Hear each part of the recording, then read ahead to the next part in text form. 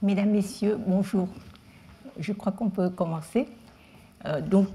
Aujourd'hui, nous allons commencer à remonter dans le temps pour voir pour essayer de retrouver ce qui s'est passé avec les femmes vietnamiennes. Donc, comme on remonte le temps, je vous propose d'imaginer le temps. D'habitude, on se représente le temps par une flèche horizontale. Et si la flèche elle est comme ça, si je me mets là, c'est là le présent. Et si la pointe de la flèche est par là, c'est là le futur et c'est là le passé, d'accord? Donc je vous propose de remettre cette flèche à la verticale et ce qu'on verra, ça sera quelque chose comme ceci. Voilà. Donc si on se représente le temps comme un arbre et que je mets à gauche de l'arbre tous les événements politiques. Donc il y avait avant la domination chinoise, puis la domination chinoise qui a duré plus de 1000 ans, ensuite les 3 dynasties courtes qui durent seulement un siècle, le 10e siècle, les Ngo-Dinh-Lê, ensuite les dynasties plus longues, les Lý et les Tần, chacune 2 siècles environ. Et ensuite les Lê et les Nguyen, encore 2 dynasties longues qui fait un peu plus de 4 siècles. Ensuite, la domination chinoise, la colonisation française et l'époque actuelle. Et si je mets à droite tout ce qui est idéologie, religion, croyance, valeurs, on aura quelque chose comme ceci. D'abord le bouddhisme avec les croyances autochtones déjà existantes avant. Ensuite, le confucianisme, le bouddhisme et le taoïsme et toujours les croyances populaires. Et nous avons eu, sous les dynasties Lê et Nguyen, des siècles de ce qu'on appelle le monopole du confucianisme des Song ou du néo-confucianisme. Ensuite, j'attire l'attention sur cette influence occidentale qui n'a pas commencé avec la colonisation française comme beaucoup le croient, mais nous avons eu des contacts avec l'Occident bien avant, depuis le XVIe siècle. Donc, la question que je pose souvent à mes auditoires vietnamiens et que je repose aujourd'hui, c'est que si on regarde dans les faits, dans la chronologie, nous avons eu quelque chose comme un peu plus de 4 siècles de monopole du néo-confucianisme. D'accord? Mais on a eu en même temps l'influence occidentale depuis le XVIe siècle. Si je compte serré, je vais compter depuis le XVIIe, disons, début XVIIe. Donc du début du XVIIe jusqu'à nous, aujourd'hui, début du XXIe siècle, ça fait quelque chose comme 4 siècles aussi. Et pourtant, dans la mentalité vietnamienne de tous les jours, chaque fois qu'on pense à renoncer, par exemple, pour les femmes, aux 3 obéissances et aux 4 vertus, etc., donc des valeurs confucéennes, on a l'impression de renier nos ancêtres. Pourquoi? Et si on regarde les valeurs telles que l'égalité, le bonheur, l'individualisme, la justice, la liberté, la démocratie, etc., on a l'impression que c'est de l'intrusion étrangère et que c'est quelque part différent, dangereux, etc. Donc, je rappelle la chronologie pour essayer de bousculer un peu ces idées reçues. Donc, ensuite, le marxisme-léninisme. Mais ce qui est encore plus important, c'est ce qui existe avant cela. Parce que là, je vous ai montré la partie visible que tout le monde connaît au Vietnam, peut-être sans y réfléchir trop, mais tout le monde connaît. Tandis que la partie invisible, c'est la partie qui se trouve sous terre. Donc, qu'est-ce que c'est avant cela? Et ça, beaucoup de Vietnamiens, même au Vietnam, ne le savent pas. Ils ne se préoccupent pas de le savoir. Donc ça, c'est ce que les experts appellent la civilisation du sud-est asiatique. La civilisation sud-est asiatique. Et cette civilisation est bien différente des valeurs confucéennes, par exemple. Donc voilà une petite introduction. Si nous commençons par le commencement, c'est-à-dire le mythe d'origine du peuple viet. Loin de nous l'idée de trancher les débats ethnographiques ou anthropologiques relatifs à la genèse de l'histoire. d'éminents spécialistes en archéologie, en folklore, en histoire ancienne, puis plus récemment en génétique, y travaillent depuis plusieurs décennies sans arriver encore à établir une interprétation vraiment convaincante. Plutôt que d'évoquer les controverses, je vais m'attacher à analyser les représentations partagées qui fondent une conscience populaire et finalement une conscience nationale. Qu'est-ce que c'est ce mythe de la fondation du peuple Viet? Ngô Sĩ Liên, l'historien, l'auteur du Đại Việt Sử Ký Toàn Thư, le livre complet des mémoires historiques du Đại Việt, je vais l'appeler le Toàn Thư par la suite. Donc l'auteur du Toàn Thư fut au XVe siècle le premier historien à agréger le temps mythique au temps historique, en incluant à son histoire officielle le contenu du Hồng Bàng Thị Truyện, c'est-à-dire le récit du clan Hồng Bàng. Et ce récit est présenté dans le Nam Chit Quái, vous avez la traduction dans la diapo. Ce mythe est plus communément connu sous le nom de récit de Lạc Long Quân Âu Cơ ou biographie des descendants du dragon et de l'immortel. Tout Viet, hommes comme femmes, de toutes les générations, résidant au pays ou à l'étranger, reconnaît comme réelle ou simplement symbolique cette ascendance du dragon et de l'immortel, Con Rồng Cháu Tiên. Et donc même au plus profond du combat idéologique de la guerre froide, autant il était envisageable de déchoir un Vietnamien de sa nationalité, et autant il était impensable, et il l'est toujours, de lui rogner sa qualité de descendant du dragon et de l'immortel. Un Vietnamien peut renoncer à sa nationalité administrative, mais dans son cœur, il est toujours Con Rồng Cháu Tiên. Donc qu'est-ce que cela veut dire? Ce mythe de fondation explique comment le peuple Viet est né de l'union sacrée du père Lạc Long Quân, descendant du dragon, qui règne sur les eaux, et de la mère Âu Cơ, descendante des immortels. L'union du couple se termine sur ces paroles de Lạc Long Quân. Je le dirai en vietnamien puisque vous l'avez déjà en français. Ta là nòi rồng, đứng đầu thủy tộc, nàng là giống tiên, sống ở trên đất. Tuy khí âm dương hợp lại mà sinh ra con, nhưng thủy hỏa tương khắc, dòng giống bất đồng. Nay phải chia tay. Ta sẽ đưa 50 con về thủy phủ chia nhau cai trị, 50 con theo nàng về đất liền chia nhau cai trị. Dù trên núi dưới biển,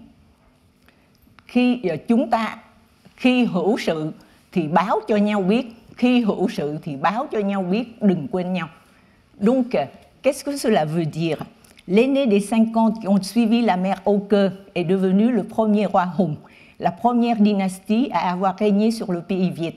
Une dynastie mythique, bien sûr, mais il n'empêche que Ngô Sĩ Liên, en fixant une date invérifiable, l'an 2879 avant Jésus-Christ, pour établir le règne du clan Hồng Bàng, n'empêche que Ngô Sĩ Liên l'a légitimé. Comme le dit avec ironie un historien du XXe siècle, il a fait déménager cette dynastie de la paillote rudimentaire des mythes et légendes au palais somptueux de l'histoire officielle. Ainsi, l'histoire viet naît de ces 50 enfants qui ont suivi la mère Âu Cơ. Ce mythe contrariait tellement les lettrés confucéens qu'ils tentèrent à un certain moment de le changer pour inverser la situation, quoi, pour dire que ce sont les enfants qui ont suivi le père qui ont ouvert l'histoire viet. Mais inutile. L'ordre a bien été rétabli par l'historiographie officielle sous la dynastie des Nguyen, la plus orthodoxe de toutes celles qui ont cherché à imposer le monopole du néo-confucianisme comme idéologie d'État. Donc tout le monde sait que ce sont les enfants qui ont suivi la mère qui ont ouvert l'histoire viet. De nombreuses hypothèses s'opposent sur la signification de ce mythe que les Viet ont pourtant en partage avec d'autres ethnies d'Asie du Sud-Est. Toutes les hypothèses, cependant, convergent sur un fait. Le peuple Viet est né de l'union d'au moins de deux communautés différentes. La rencontre se serait faite entre communautés autochtones et émigrés venus du Nord, selon certains, ou émigrés des îles du Pacifique pour les autres.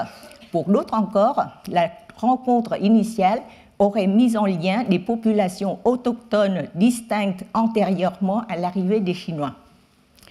L'historien Tạ Chí Đại Trường parle de deux communautés à peu près contemporaines, les Lạt riziculteurs des plaines et les Hùng qui habitaient les collines et les montagnes de l'intérieur du pays. Pour Keith Taylor, ce mythe révèle une culture tournée vers la mer qui s'accommode d'un milieu continental. Ce mythe de fondation a certainement circulé oralement avant de figurer dans le recueil des récits étranges du Nam Chit Quai vers la deuxième moitié du XIVe siècle. Trần Thế Pháp en aurait rédigé la première version, laquelle fut reprise à la fin du XVe par Vũ Quỳnh et Kiều Phú dans une version qui nous est parvenue.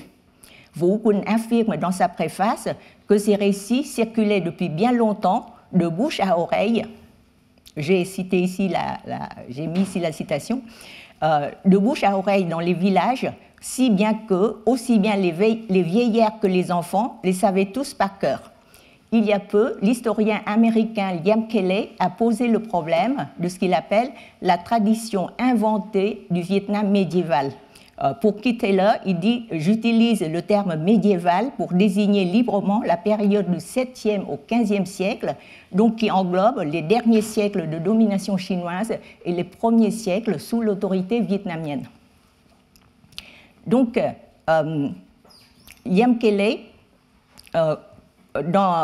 conclut que la biographie des descendants de l'immortel et du dragon ne provient pas du génie populaire et de la tradition orale, mais d'une volonté des lettrés vietnamiens qu'il appelle l'élite sinisée de l'établir quelque part entre le Xe et le XVe siècle à partir de sources chinoises, notamment d'une fiction de la période des temps, la biographie de Liu Yi, Liu Nghị Truyện.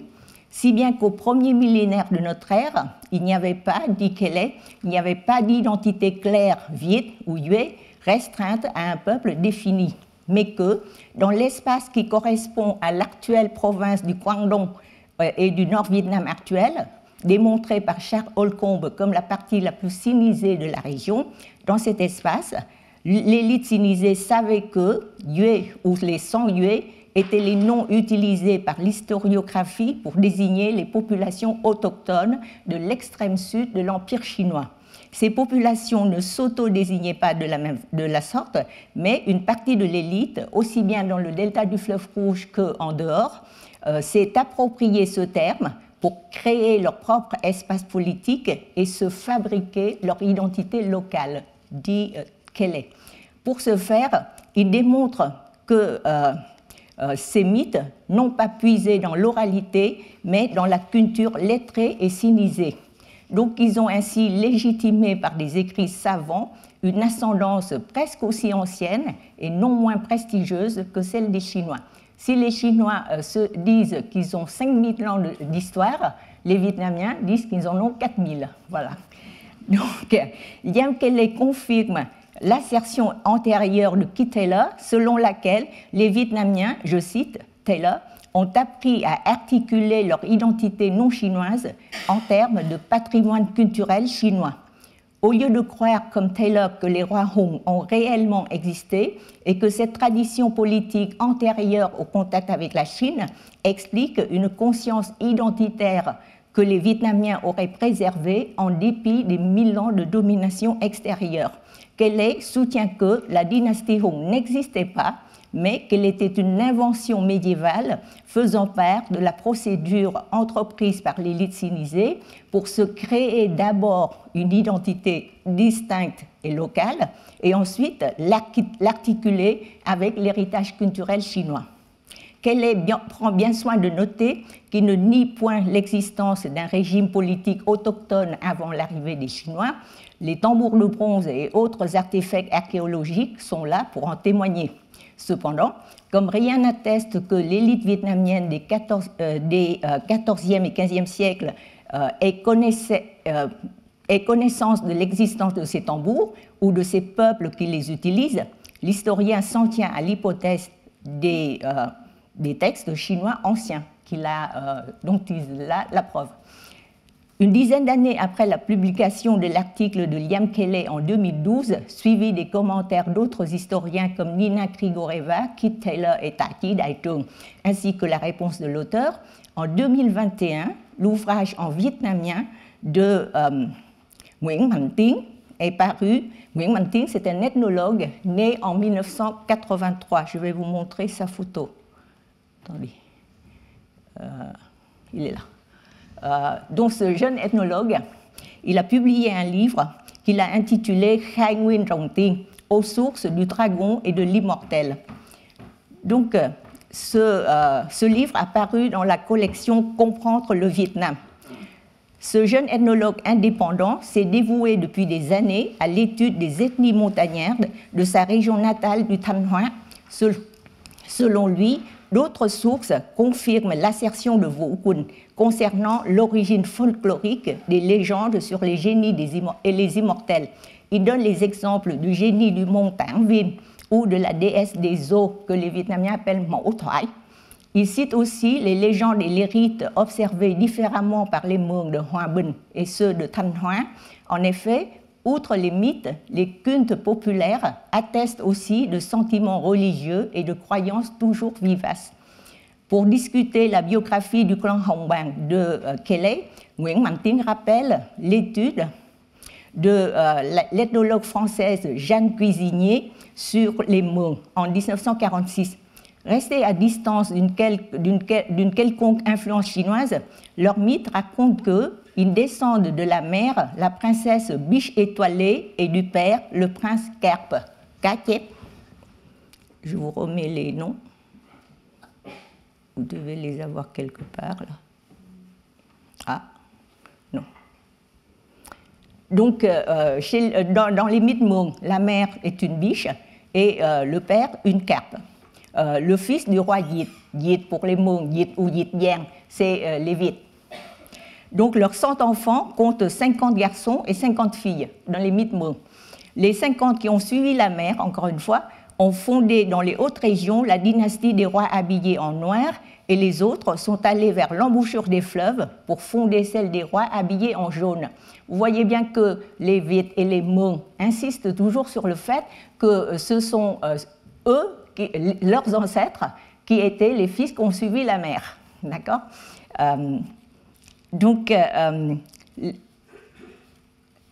Les Hmong donc vénèrent comme mère ancêtre Tổ Mẫu, la biche étoilée. Et dans leur cérémonie de deuil, le maître de culte a un étendard sur lequel sont représentés la biche et la carpe, donc le père et la mère. D'autres versions Hmong de Sơn La Thanh Hóa ont remplacé la carpe par l'oiseau. Et dans l'ensemble, les mythes Hmong reconnaissent la parenté entre les Hmong, descendants de l'immortel biche-oiseau sur les hautes régions, et les Viet, descendants du dragon-poisson dans les plaines. Ça, c'est les mythes Hmong. Toutes les versions Hmong et Viet convergent sur un point. La mère a donné naissance à une poche de 100 œufs qui sont devenus ensuite les 100 enfants. Les mythes Hmong sont plus explicites sur la diversité ethnique de ces populations. Je vous mets ici des extraits des mythes Hmong, de différentes versions de mythes Hmong qui sont un peu intraduisibles parce que c'est plein d'onomatopées, donc je me contente d'une traduction approximative que je vous mets à droite. Donc les mythes Hmong sont plus explicites sur la diversité ethnique et linguistique. Ils sont nés dans un tumulte de langues différentes. Doucereuses comme la langue Dao, cacophonique comme celle des Ngo et Lao, etc. Si l'on en croit la version du recueil des récits étranges, les Viet, quant à eux, semblent plus sensibles à l'idée conciliante des communautés différentes, tout en respectant la diversité qu'il est préférable de vivre séparés.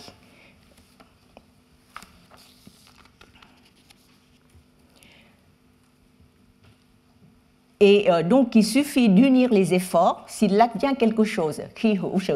En temps normal, on vit séparés pour respecter les coutumes respectives et de ne pas oublier l'origine commune. Concernant les ethnies thaï, Nguyễn Mạnh Tín note que les débris de folklore collectés par Cam Cộng, un ethnologue autorisé dans ce domaine, montrent avec évidence qu'elles avaient des expériences mythiques similaires aux mythes viet. Même si dans les mythes thaïs, le couple originel est composé du père oiseau immortel et de la mère serpent Thong Long. Thong Long, c'est une sorte de gros serpent imaginaire, maléfique. Donc c'est inversé, le père et la mère. Il n'empêche que le principe reste le même, car il symbolise toujours l'union de deux clans différents. Ces comparaisons viennent ainsi fortement nuancer le processus de sinisation des mythes de fondation du Vietnam, dont le territoire jusqu'au XIIIe siècle couvrait les plaines du fleuve Rouge et celles des rivières Ma et Ca, c'est-à-dire le nord et le nord du centre Vietnam actuel. Donc, et plus largement, d'une Asie du Sud-Est qui, tout en étant multiethnique et multilingue, avait en partage de mêmes mythes, légendes et croyances. Je vous ai résumé les mythes différents dans ce schéma. Aussi bien les mythes Mường, Viet et Thaï, c'est-à-dire Thaï Kadai, et les ethnies Thaï Kadai incluent par exemple les Thaï, les Thaï, les Nông. Voilà. Donc, leurs mythes sont différents, mais ce schéma vous résume l'essentiel de leur mythe. Quant à l'insertion de la dynastie Hồng Bàng dans les mémoires, dans le Toàn Thư, elle procède bien, selon Nguyễn Mạnh Tín, d'une décision politique de la fin du XVe siècle qui ne pouvait venir que du seul historiographe officiel Ngô Sĩ Liên. Nguyễn Mạnh Tín a dévoilé deux faits significatifs. Le premier est la révélation d'une version antérieure qui aurait résulté des efforts conjoints de tous les membres du Quốc sử Quán, c'est-à-dire du service historique impérial, entre 1400 et 1469. Ngô Sĩ Liên, membre de cet organe, fut obligé d'interrompre son travail pour une raison personnelle. Quand il retourna à son poste, il constata que cette version avait complètement disparu. Le deuxième fait noté dans le Toàn Thư a lieu en 1467. Il s'agit d'échanges répétés entre le messager de l'empereur Lê Thánh Tông et l'académicien Lê Nghĩa. Malgré des efforts louables pour dissuader le souverain, Nghĩa dut finalement céder et laisser Lê Thánh Tông lire les notes des académiciens sur son règne. Nguyễn Mạnh Tín en déduit que cet empereur savant mais autoritaire qu'était Lê Thánh Tông manifestait ce qu'il appelle une conscience aiguë de la nécessité d'éditer l'histoire.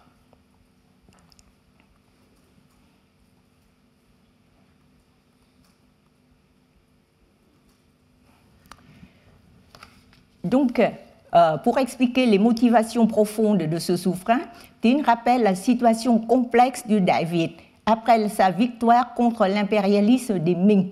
Comme l'historien Whitmore l'a montré, les membres du groupe de Thanh Hóa d'origine thaï et Mường ont joué un rôle décisif dans la résistance de Lam Sơn.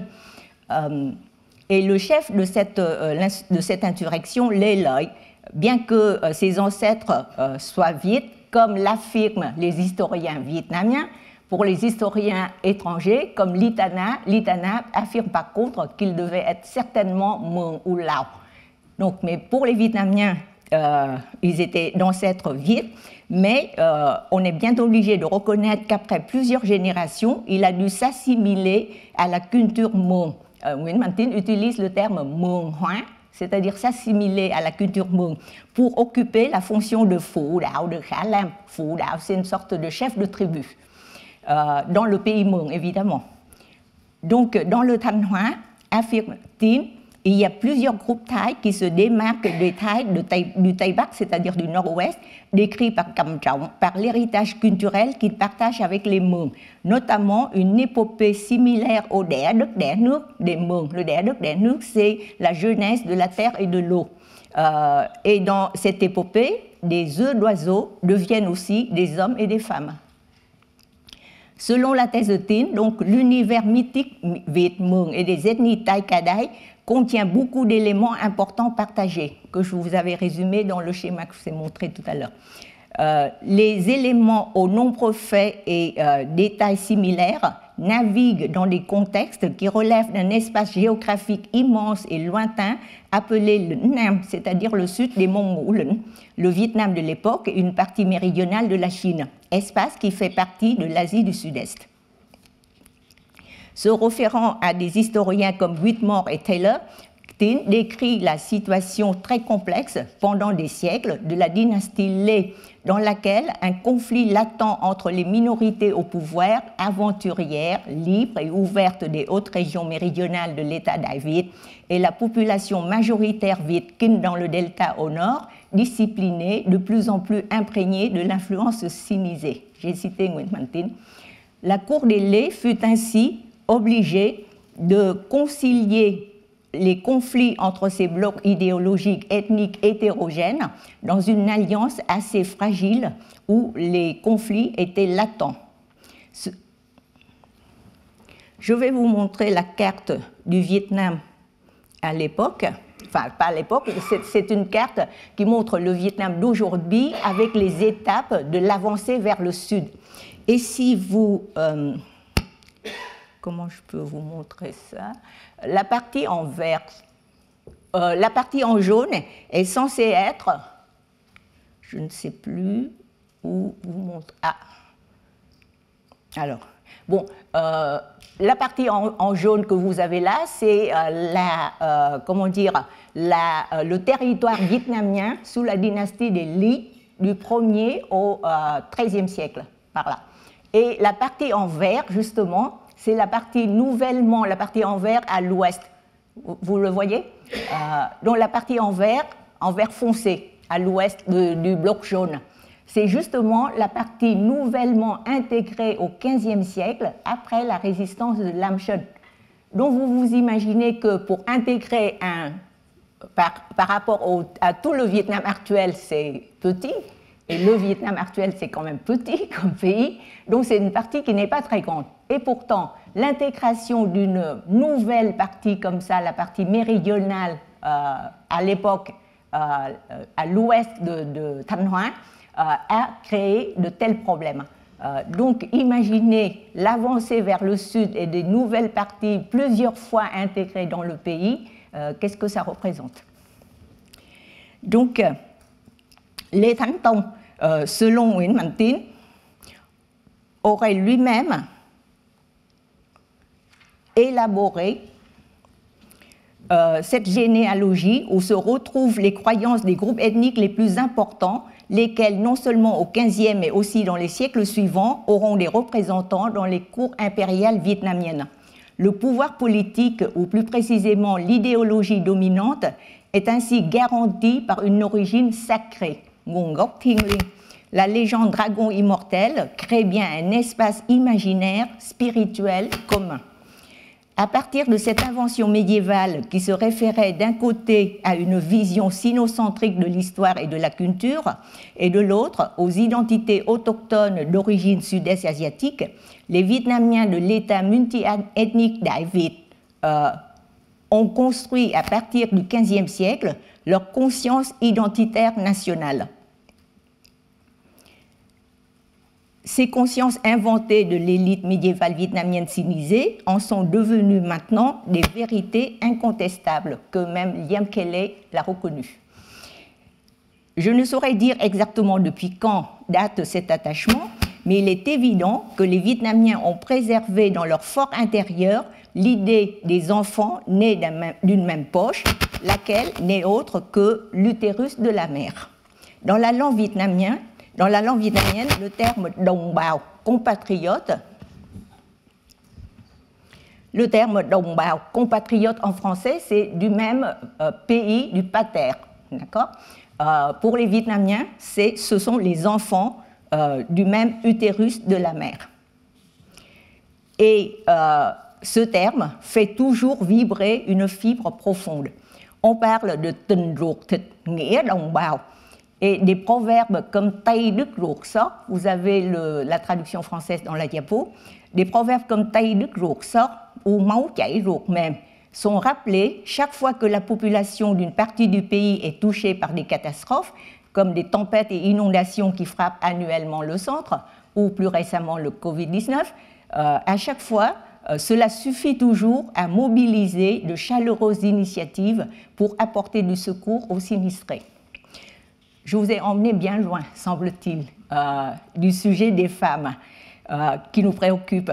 Pourtant, évoquer ces mythes de fondation sur lesquels se fondent les faits historiques où les femmes sont souvent invisibles, c'est rappeler la création, j'emploie ce terme au sens de khai-sinh en vietnamien, c'est-à-dire la naissance ou donner naissance.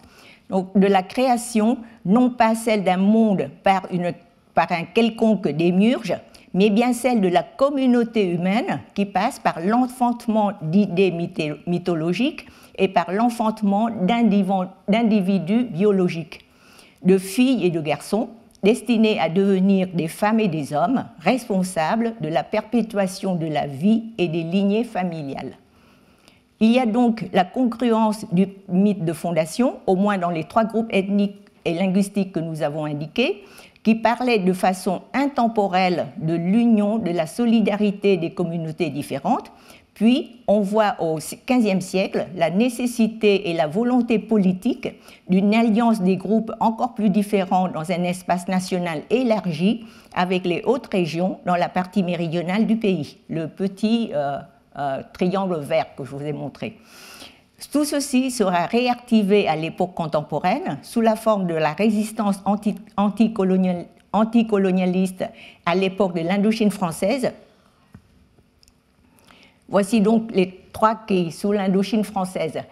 Vous voyez bien qu'en français, les noms en français, c'est-à-dire le Tonkin, An Nam, Cochinchine, ce sont des noms du Vietnam à différents moments de l'histoire. Donc les Français les ont utilisés pour faire semblant pour faire croire à 3 pays différents. Mais pour les Vietnamiens, et puis de toute façon, quand il faut le dire en vietnamien, ils disent Bắc Kỳ ou Trung Kỳ ou Nam Kỳ. Et Bắc Kỳ, Trung Kỳ et Nam Kỳ, c'était les parties au nord, au centre et au sud d'une même entité. Donc je vous ai rappelé d'où sont nés ces concepts sous la dynastie Nguyen. Donc, cela a été réactivé à l'époque contemporaine sous la forme de la résistance anticolonialiste à l'époque de l'Indochine française et jusqu'à la réunification plus autoritaire que conciliatrice, il faut avouer, de la nation sous la direction du Parti communiste vietnamien. Si nous laissons de côté l'analyse du contemporain et du conjoncturel, pour nous en tenir aux acquis et aux aspects les plus structurels de la question, il est indéniable que le facteur d'unification identitaire dans ce mythe de fondation reste la référence au terme Đồng Bào, étymologiquement du même utérus maternel. Cette référence matrilinéaire fait partie des racines profondes de la culture vietnamienne, comme de bien d'autres ethnies sud-est asiatiques. Et si nous élargissions encore plus notre champ de vision à l'Océanie, l'Afrique, les Amériques, nous ferions certainement le même constat. En regardant enfin le fonctionnement des sociétés agraires les plus archaïques, nous trouverions une seconde similitude primordiale. Là où l'agriculture a fondé la civilisation, nous retrouvons en effet un deuxième facteur commun qui met à nouveau la création et le don de la vie au centre des réalités sociales, politiques et culturelles. Il s'agit du culte de la fertilité que les Vietnamiens appellent tín ngưỡng phồn thực.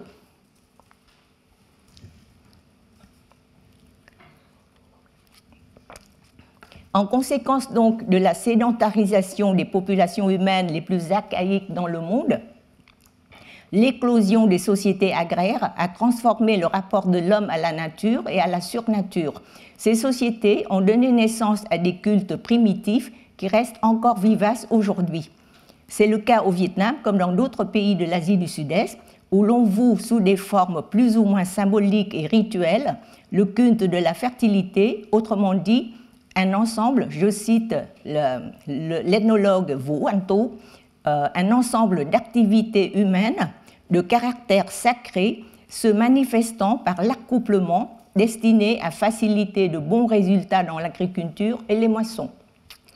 La représentation a tout d'abord pris la forme très concrète et explicite des organes sexuels, de l'acte de l'accouplement, puis sous la forme anthropomorphique et individualisée de génies qui accomplissent eux-mêmes des actes sexuels censés d'un côté favoriser ou provoquer la fertilité de la terre et la productivité agricole, ou de l'autre, neutraliser les facteurs néfastes risquant de mettre en péril les bonnes récoltes. Les organes sexuels sont représentés sous leur forme triviale ou stylisée, comme le linga et le yoni dans le cas des cultes indiens, ou par des symboles conventionnels plus discrets. Des représentations, donc les symboles de linga ont ces formes-là et les yoni ont ces formes-là. Je vous donne quelques exemples. Ça, c'est un linga au sanctuaire de Mission au centre Vietnam.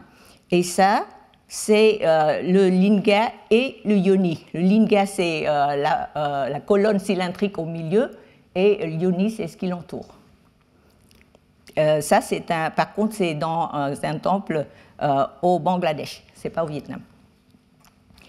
Donc, les représentations et symboles de l'organe masculin et de l'organe féminin, vous les avez vus. Je retourne là pour qu'on voit.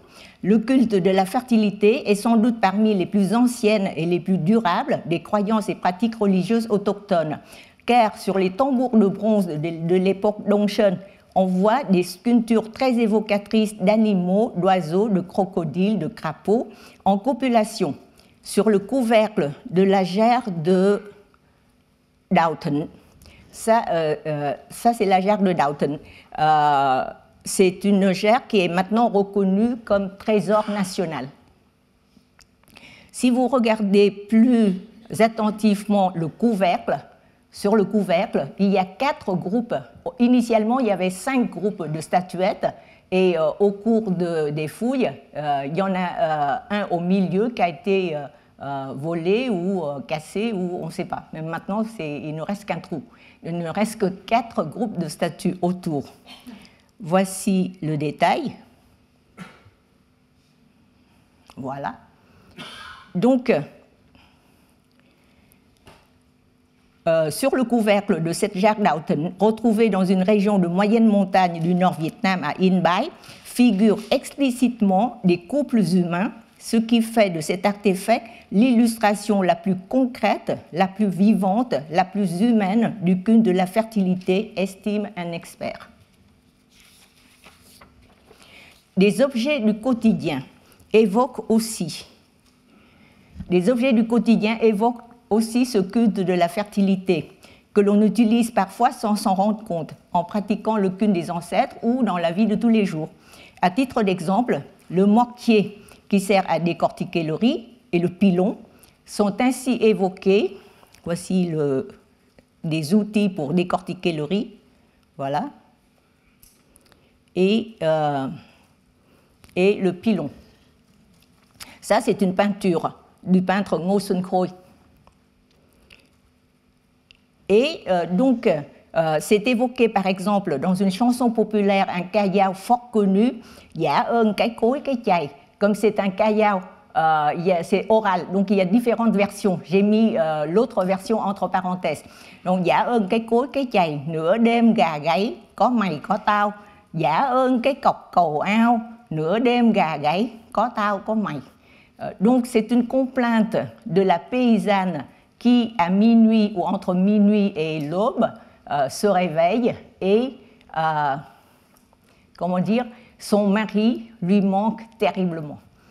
Et puisqu'elle est toute seule, elle n'a que le mortier et le pilon. Et elle se plaint à eux. Vous avez maintenant compris la signification érotique de ce kayao. Les traditions culinaires évoquent aussi ce culte de la fertilité. Les plats préparés à l'occasion du Nouvel An lunaire, que tous les Vietnamiens connaissent et dont ils raffolent, mais dont très peu comprennent le sens originel, sont, vous l'avez deviné, le couple bánh chưng et bánh dày. Et tous les enfants apprennent à l'école Moi, quand j'étais petite, j'ai appris comme ça aussi. Donc, les enfants apprennent à l'école la légende de ces deux plats confectionnés à partir du riz gluant. La légende raconte que Lang Liu, le plus jeune fils, je vous fais remarquer qu'il y a une opposition entre l'ordre confucéen qui préserve jalousement le droit d'aînesse et les coutumes locales qui privilégient le dernier-né, Yao, An Kho Chiu. C'est-à-dire, si les parents sont riches, le dernier-né en profite, s'ils sont pauvres, il en pâtit, dit un proverbe. Donc, c'est Lang Liu, le plus jeune fils, qui, du roi Hong, suivit les instructions d'un génie ou de sa mère défunte dans une autre version pour confectionner ces deux plats en leur donnant la forme carrée de la terre et ronde du ciel. Le roi, son père, en fut si affecté de sa piété filiale qu'il lui céda le trône. C'est ce qu'on a appris quand on était enfant. C'est plus tard que j'ai découvert les recherches des professeurs Trần Quốc Vượng à Hanoï, Quỳnh Ngọc Trảng et Tạ Chí Đại Trường, qui s'accordent tous pour affirmer que le bánh chưng originel n'était point carré comme ça. Maintenant, on dit carré comme un bánh chưng, d'accord, vuông góc bánh chưng. Mais ces experts nous affirment qu'au début, la forme originelle, ce n'était pas cette forme.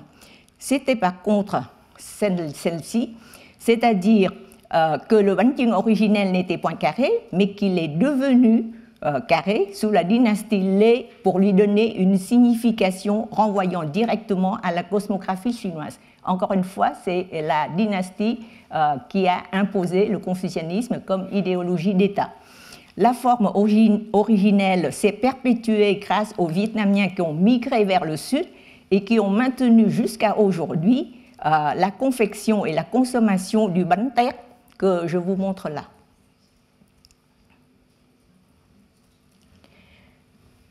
Par contre, on retrouve la forme cylindrique originelle du bánh chưng dans d'autres mets réputés traditionnels dans le Nord, comme le bánh cuốn, que tout le monde connaît, ou si vous ne connaissez pas, le voici, je dois l'avoir quelque part, non, je ne l'ai pas. Bon, c'est pas grave. Donc, le bánh cuốn a cette forme cylindrique, et aussi le giò lụa, la saucisse de porc que vous pouvez acheter partout, même à Paris. Donc, c'est cette forme cylindrique et d'autres mets sous forme de rouleau avec des variantes régionales selon les ingrédients disponibles. Le bánh dày, par contre, il est comme ceci, n'est rien d'autre qu'une représentation populaire et cosmétique du yoni. Tạ Chí Đại Trường soutient même que l'on retrouve le symbole de l'accouplement dans d'autres mets du quotidien. Par exemple, des rondelles de bánh dày, des rondelles molles, séparées par un bout de saucisse de porc plus rigide placé au milieu. Tạ Chí Đại Trường dit que ça ne doit être autre que le symbole de l'accouplement. C'est sans doute pour cela que le bánh dày a eu tendance à disparaître du plateau présenté dans les cultes domestiques au profit du seul bánh chưng. Par contre, les folkloristes confirment que dans de nombreuses cérémonies de culte dans les villages du Nord, le plat principal des offrandes reste ce qu'on appelle le bánh chưng Tày, c'est-à-dire le bánh chưng de l'ethnie Tày, c'est-à-dire dans sa forme originale cylindrique. Les Vietnamiens des plaines du Nord pratiquent depuis des temps immémoriaux le culte de la fertilité vénéré sous forme de couple. Ông Khiu, Bà Khiu, Ông Cổ, Bà Cọc. Ce sont des noms intraduisibles parce que on ne sait pas ce que ça veut dire et je pense que c'est fait exprès pour qu'on ne sache pas ce que ça veut dire. Mais c'est juste un couple de génies. Et aussi des divinités féminines comme Bà Ban des Việt ou exogènes comme la déesse Cham Poyandari. Qui sont présentes sur tout le territoire et douées d'une énergie procréatrice exceptionnelle. On trouve ces génies et ces déesses dans de modestes édifices appelés miu ou miu dans le sud, au pied d'un grand arbre ou dans une partie spécialement réservée à cet effet dans le dun, c'est-à-dire la maison communale. Et ces statues se trouve dans une partie de la maison communale qu'on appelle Hậu Cung, c'est-à-dire le bâtiment postérieur, qui se trouve derrière la partie centrale du Đình. Son accès est réservé et strictement interdit aux femmes, même aux ethnologues. On sait maintenant, comme dans le village de Tứ Xã, à Phú Thọ, que le Hậu Cung conserve des objets de culte, en particulier un couple nõ nương, c'est-à-dire la matérialisation d'organes sexuels masculins et féminins. Je dois l'avoir quelque part, c'est là. Donc, c'est la matérialisation d'organes sexuels masculins et féminins, et ils sont préservés dans une boîte en bois recouverte d'un tissu rouge qu'on ne sort qu'une fois l'an. Ailleurs, à Thanh Hóa, c'est une stalactite de forme cylindrique d'environ 65 cm de haut et à côté une plaque d'eau limpide qui symbolise les objets de culte. Les rites du culte sont aussi variés que les objets de culte.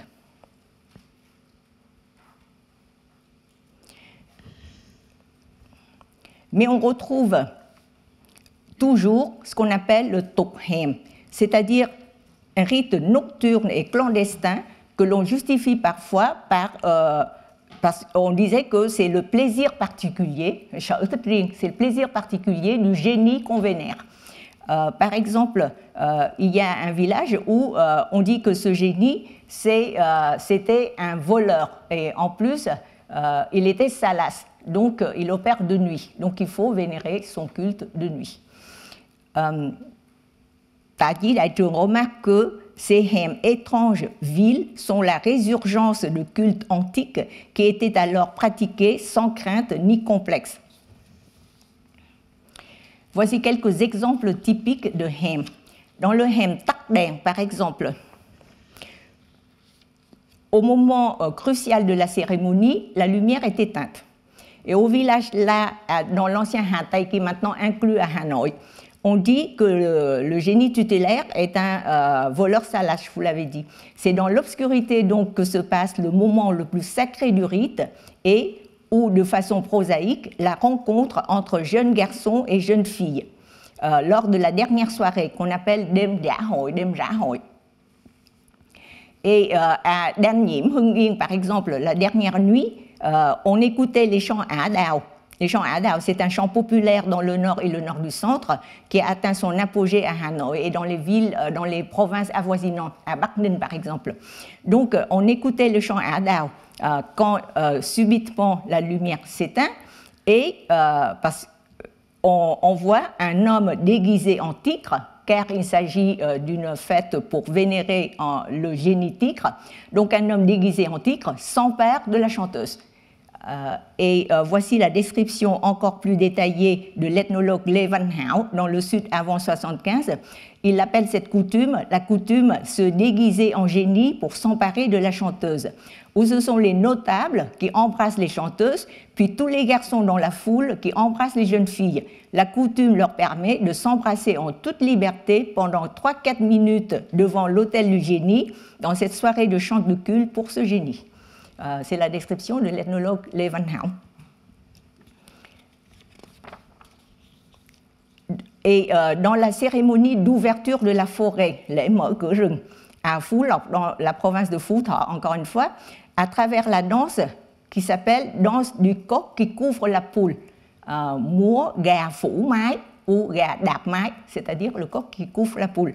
Et la 7e nuit de la première lune, le chef de cérémonie et le gardien du temple rentrent dans le temple avec un coq, une poule, des jeunes gens torse nus avec un cache-sexe et des jeunes filles vêtues d'un cache-sein et d'une jupe. Le costume de la jeune fille, vous l'avez vu dans la peinture de Ngô Xuân Khôi tout à l'heure, par exemple. C'est le costume traditionnel réputé du temps des rois Hùng. Et que les femmes vietnamiennes ont gardé, les femmes dans la campagne ont gardé jusqu'au XXe siècle. Donc, après la cérémonie dans le Hậu Cung, les jeunes couples dansent collectivement avec exaltation devant le temple du génie de la montagne et avant de s'isoler dans l'obscurité pour faire ce qu'ils veulent. Une autre coutume persistante dans le Nord s'appelle la coutume de la bousculade, hội chen. Un proverbe témoigne de la popularité de cette coutume. Vui xem hát, nhạc xem bơi. J'ai mis où le proverbe? Ah, le bánh cuốn, il était là.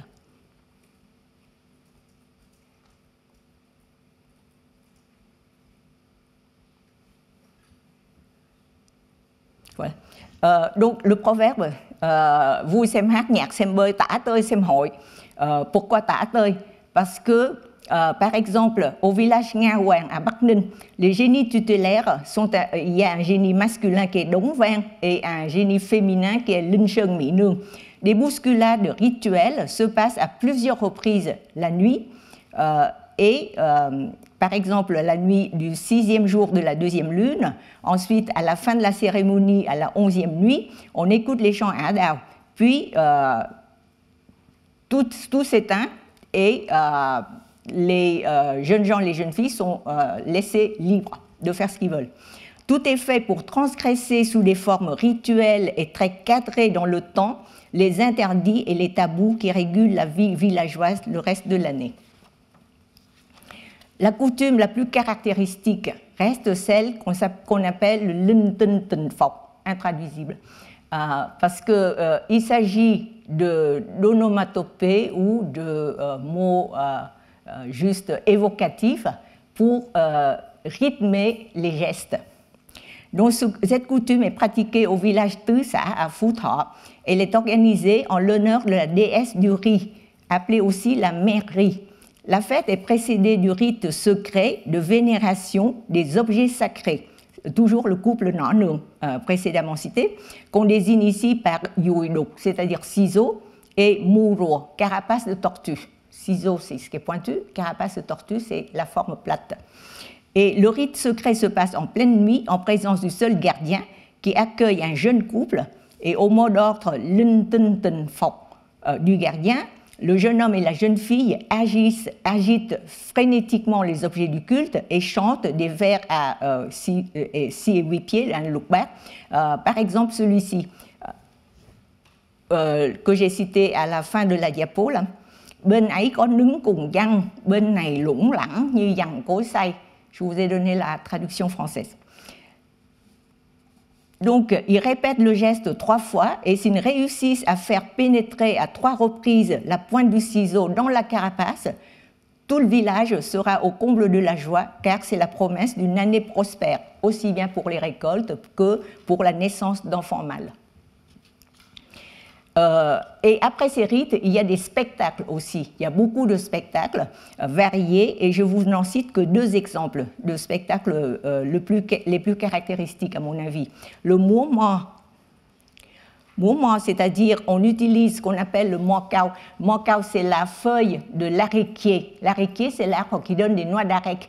Et voici la feuille, quand elle est séchée, elle tombe. Et les enfants la ramassent pour jouer à ce jeu-là. Quand j'étais enfant, j'y ai joué aussi.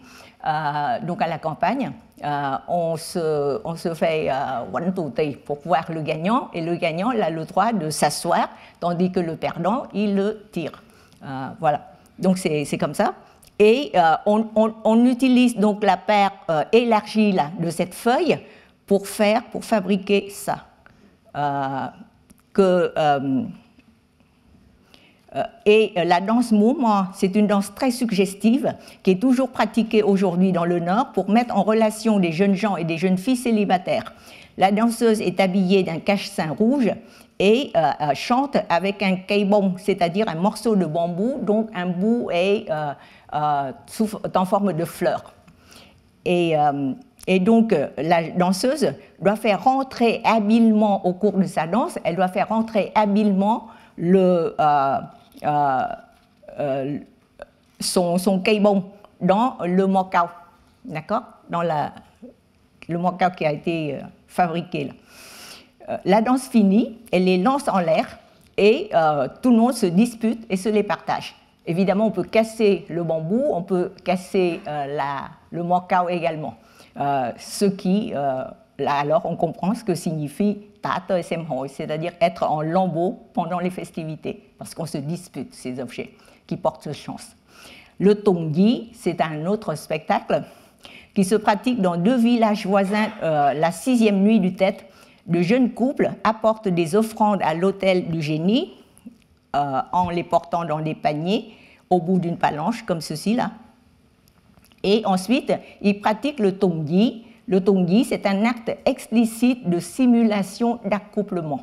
À chaque son tong du tambour, quand on frappe, ça fait tong. Et à chaque son comme ça, les garçons et les filles effleurent, en faisant le geste comme ça, ils effleurent la poitrine de l'autre. Donc, yi, ça veut dire toucher. Tong, c'est le son du tambour. Yi, ça veut dire toucher. Donc, l'ethnologue Vũ Anh Tú dit quand rapprocher physiquement les garçons et les filles, rappelez-vous l'adage confucéen, quand on se donne un objet d'une personne à une autre, il ne faut pas, s'il s'agit d'un homme et d'une femme ou d'un garçon et d'une fille, il ne faut pas se toucher de la main. Nam nữ thọ thọ bất tương thân. C'est-à-dire, quand vous vous donnez quelque chose, il ne faut pas vous toucher de la main. Si vous vous touchez de la main, le garçon est considéré comme ayant manqué au lễ, c'est-à-dire thất lễ, manqué au lễ, manqué au rite, et la fille est considérée comme déchue. Voilà, ça c'est le principe confucéen. Et la coutume locale, c'est ce que je viens de vous décrire, le tongyi. Donc, l'ethnologue Vũ Anh Tú dit rapprocher physiquement les garçons et les filles, c'est finalement inciter la nature à faire de même pour remplir leurs fonctions afin d'apporter la prospérité et la fertilité à la vie humaine sur Terre. Pourquoi tout cela se passe que la nuit, à minuit et lumière éteinte? Pourquoi?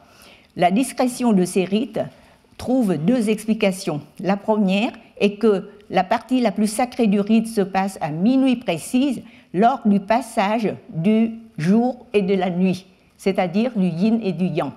Donc, c'est considéré comme le moment propice pour mimer l'acte d'union. La deuxième raison relève de la tolérance, disons, une tolérance difficilement gagnée de ce culte archaïque par les religions et idéologies dominantes, en particulier le bouddhisme et le confucianisme. Le bouddhisme prône en effet le renoncement au désir afin d'atteindre le nirvana. Le culte vitaliste de la fertilité, au contraire, vise la prolifération, exalte le désir, plus particulièrement le désir sexuel, car il est associé à la fertilité et à l'expansion souhaitée. La longue histoire du bouddhisme vietnamien est aussi celle d'une recherche de conciliation avec les croyances populaires et certaines pratiques transgressives. Avec le confucianisme, le culte de la fertilité subit une deuxième vague d'attaques encore plus violente, même si son influence concernait la cour impériale et la classe des lettrés plutôt que le monde paysan. Pour preuve, l'historiographie officielle note qu'en 1448, lors d'un pèlerinage à Lam Kinh, c'est-à-dire la capitale de Lam Sơn, c'est-à-dire le pays natal des empereurs de la dynastie Lê.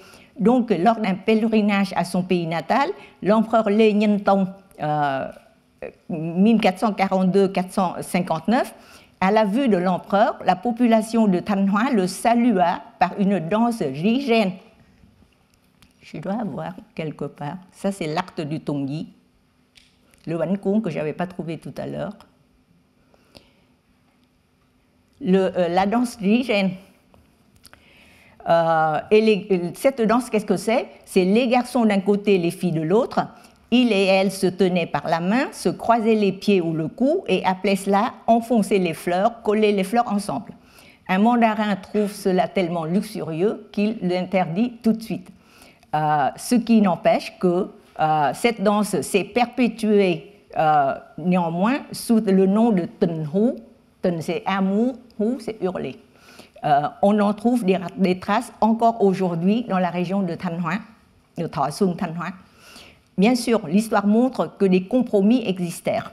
Si la cour cherchait à imposer des génies bienfaiteurs, des Phúc Thần, j'ai marqué ici, des génies bienfaiteurs et respectueux des principes confucéens, il y a un certain nombre de génies érotiques que les confucéens appelaient génie érotique, populaires, mais furent malgré tout validés par le pouvoir central comme génie bienfaiteur des villages. Donc, si c'est un génie bienfaiteur, même si c'était un génie érotique, on peut en pratiquer le culte. Chacun y retrouvait son compte. La cour impériale était rassurée d'avoir habillé les génies locaux d'un costume de la respectabilité et des convenances rituelles, et les communautés villageoises pouvaient ainsi préserver leur génie et leur dédier un double culte, un culte confucéen et officiel le jour, et plus populaire et clandestin la nuit. C'est ce dernier aspect qui est désigné par le terme hem ou tokhem. Considéré comme de la superstition à l'époque coloniale, dénigré par la pensée rationnelle, réprimé par l'idéologie marxiste, abandonné pendant de longues guerres, le culte de la fertilité n'a réémergé qu'à partir du début des années 1990. Mais grâce à l'intérêt qu'il représente pour le tourisme, il connaît un développement très rapide, ce qui n'est pas sans créer des inconvénients inévitables. Le nombre de participants, par exemple, s'amplifie avec les touristes aux festivités dites de Nanyem devant le Dun, c'est-à-dire la maison communale de Langmo à Langshan, frontière du Nord. Il y a 50 ans, le Tangten, c'est encore un mot incompréhensible exprès pour désigner le symbole de l'organe masculin. Donc le Tangten était fait en bois de la taille d'une cheville d'homme, nous décrit-on, et le Makmouet, c'est le visage de lune, c'est-à-dire le symbole de l'organe féminin, fait à partir d'un panier ou d'un plateau. De nos jours, comme le nombre de spectateurs a décuplé, au début, il y a 50 ans, c'était une centaine de personnes, maintenant c'est des milliers. Donc on pense qu'il faut les agrandir, ces objets, pour être visibles de loin. Donc il y a les caméras, les smartphones, tout ça. Donc on pense qu'il faut les agrandir. Et on a pris par exemple on a pris exemple sur ce qui se fait au Japon, qui s'appelle Kanamara Matsuri ou fête du pénis de fer à Kawasaki. En 2016, les critiques ont été nombreuses. Cet exemple illustre bien les risques d'altération plus ou moins regrettables des vieilles coutumes qui sont dénaturées par la folklorisation et la marchandisation. Les aspects secrets et sacrés disparaissent. Ces coutumes sont par ailleurs critiquées comme étant non conformes à la définition qu'on fait aujourd'hui de la civilisation.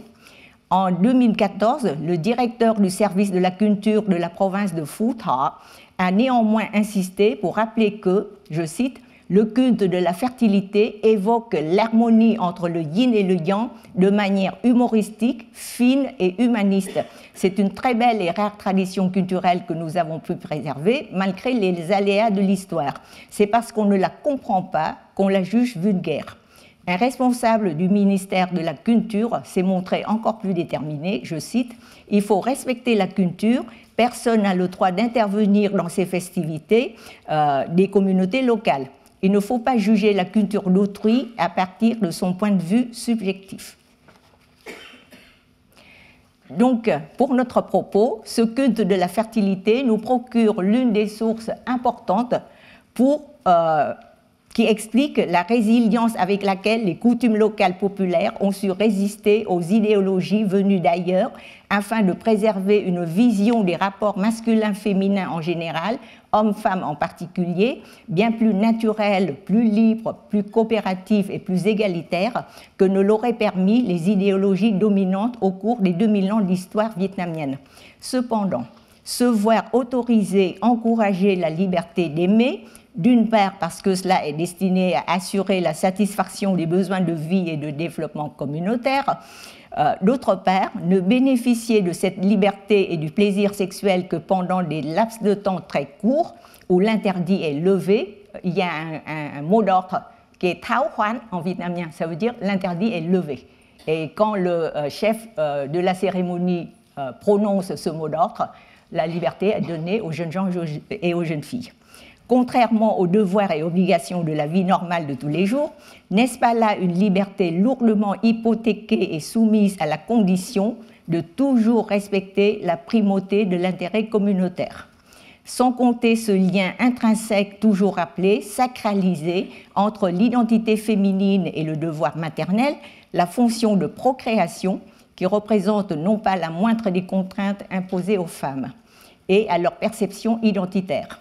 Avec des réminiscences matrilinéaires persistantes, le culte de la fertilité se trouve néanmoins parmi les traditions ancrées qui continuent à nourrir l'affirmation de soi et la créativité féminine vietnamienne. J'avais prévu de vous parler du culte des déesses mères que le professeur Ngo Duc Thinh, après lui avoir dédié une trentaine d'années d'études, a intronisé en religion dans son dernier ouvrage Đạo Mẫu Việt Nam, c'est-à-dire Religion vietnamienne des déesses mères. Je n'ai pas pu le faire, contrainte par le temps. Le culte de la fertilité nous a permis néanmoins de voir l'exemple non moins éclairant d'une autre croyance et des pratiques cultuelles populaires très anciennes dans l'histoire vietnamienne qui a pu survivre pour être réactualisée aujourd'hui et continuer à nourrir la vie spirituelle et culturelle des Vietnamiens et des Vietnamiennes, tout en séduisant les visiteurs venus d'autres horizons, non seulement par son exotisme, mais de manière plus profonde et durable par les messages humanistes qu'il émet. Aussi bien le culte de la fertilité que celui des déesses mères se rattachent aux réminiscences vivaces de la matrilinéaire d'origine sud-est asiatique que le Vietnam a su préserver, malgré plus de 2000 ans où il s'était imprégné de religions, d'idéologies, de normes, de valeurs d'origine exogène, telles que la philosophie bouddhiste du renoncement au désir, la hiérarchie patriarcale confucéenne ou le rationalisme occidental. Cet héritage constitue à la fois un contrepoids et un complément dont il faut tenir compte quand on cherche à aller au-delà des visions binaires et stéréotypées de la société patriarcale traditionnelle vietnamienne. Je vous remercie infiniment. Merci.